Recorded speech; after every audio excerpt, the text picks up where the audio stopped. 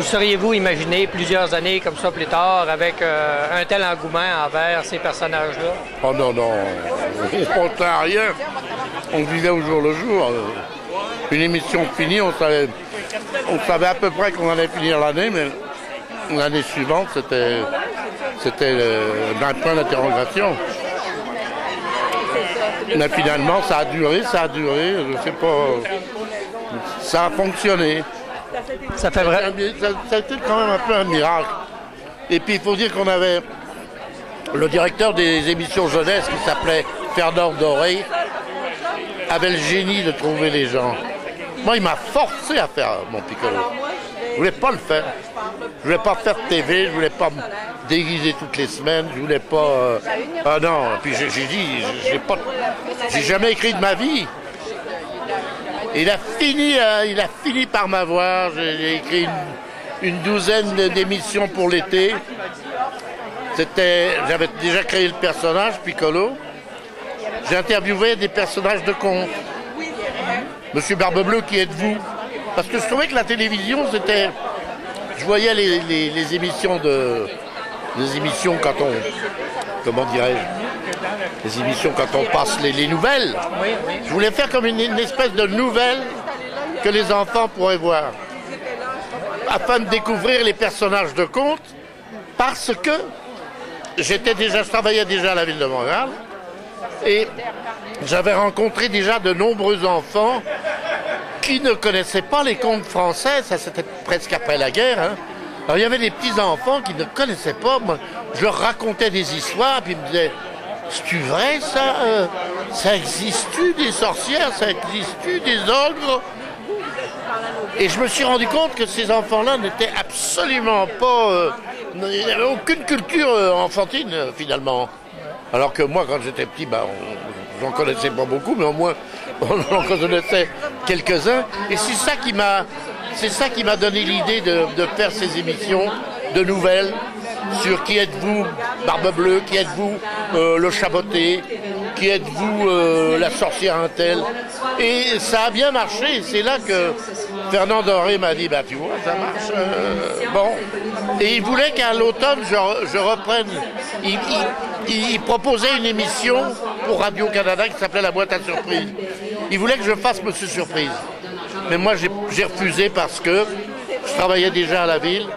Puis ma roulotte m'intéressait beaucoup plus que de faire... Vous aviez une roulotte de théâtre, je crois. Hein? Oui, la roulotte de la ville de Montréal. J'étais engagé pour ça. Je ne pouvais pas laisser ça pour faire autre chose. Il faut se brancher dans la vie. Hein. Alors ça fait que j'ai refusé, mais il m'a dit alors, écoute Buissonneau, puisque tu ne peux pas faire une surprise, je te propose de faire ton Piccolo une fois par semaine. Alors là, j'ai dit bon, je vais essayer. Alors j'en ai fait de multiples Piccolo. J'ai fait Piccolo les objets, Piccolo et les provinces de France, Piccolo et la comédie italienne.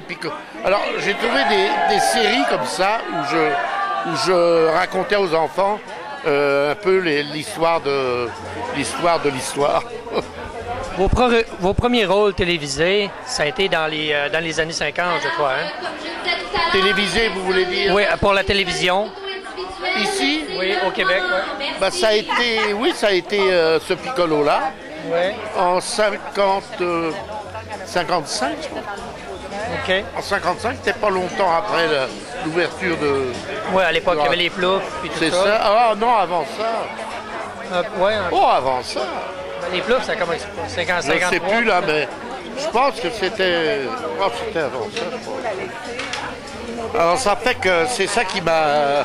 J'ai continué à le faire, puis quand j'ai plus été capable de le faire tout seul, on a demandé à comment notre ami, qui est extraordinaire, il écrit, lui, effrayant, le prestidigitateur, là, Michel Caillou.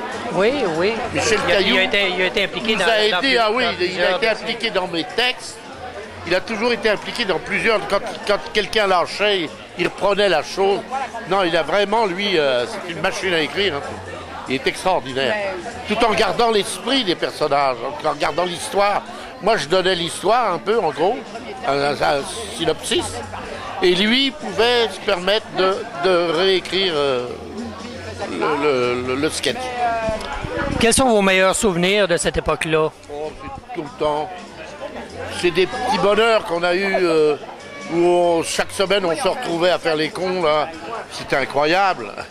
Ça devient vraiment comme une famille, Oh, ça j'imagine. devient une famille comme au cinéma. Alors ça devient une famille, on rigole. Fallait faire ça dans la joie. Enfin, fallait pas être constipé pour arriver à toucher les enfants. Fallait qu'il y ait une espèce d'improvisation aussi, pas trop sentie, pas quand même dirigée, mais quand même. Et souvent, je vais vous dire, le réalisateur avait du mal à nous suivre. Les meilleurs caméramans, c'est ceux qui faisaient les émissions avec le hockey. Avec le... Pour le hockey. Oui, oui, oui. Ils arrivaient à nous suivre. Ah, c'était formidable, c'était du sport. Ah oui, j'en doute Et pas. moi, j'étais pour ça. Parce qu'on a eu un réalisateur à un moment donné qui il nous disait, vous faites 3 pas, là, vous vous tournez. Oh là, ça devenait, tu sais, ça Ouais, devenait c'était un peu trop, de la trop stylisation strict. épouvantable. Ah ben, moi, j'ai débarqué. J'ai dit non, ça marche pas. Merci beaucoup pour votre temps, M. Buissonneau. Ça fait plaisir.